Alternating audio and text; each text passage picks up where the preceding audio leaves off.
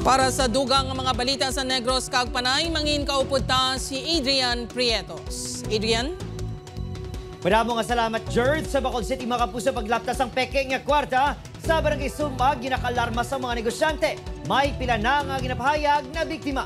Yaring balita nga aton kintutukan. Tugas ang kasakuon, ulihina sa natukiban sa mga pharmacist and staff sa isa butika sa barangay Sumag nga nalusan sila sa counterfeit money ukon peke nga kwarta.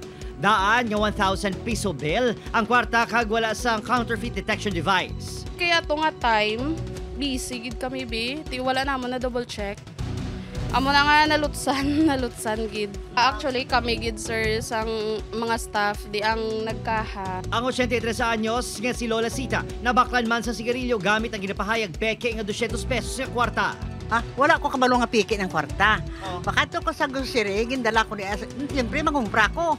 Hindi mangumpra ko. Tiling nate, Lola piki man yung kwarta mo. Balik sa akon eh. Gin bakal ina.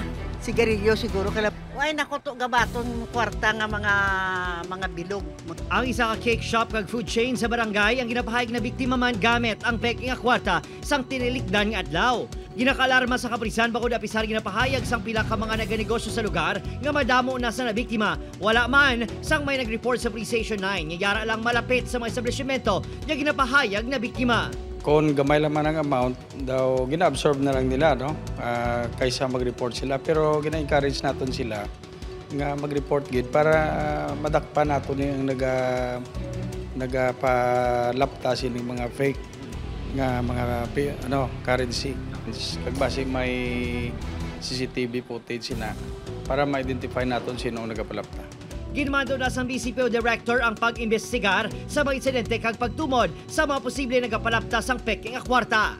Ang paggamit sang peke nga kwarta nga deliberate, no, meaning kabalo ka nga peke is punishable under the revised penal code. Sa pagtumod, kung peke ang kwarta, sundon ang look, feel, tilt tips sa Bangko Sentral ng Pilipinas. Una, himutani sa maayong watermark o kung security thread. Mas madanlog ang papel sa hindi peke nga kwarta. Kag makita ang color shifting ink sa denomination mark.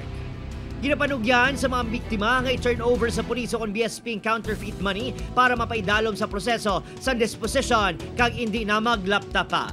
Opo, Kiril Casillo, Adrian Prietos, 1 Western Visayas.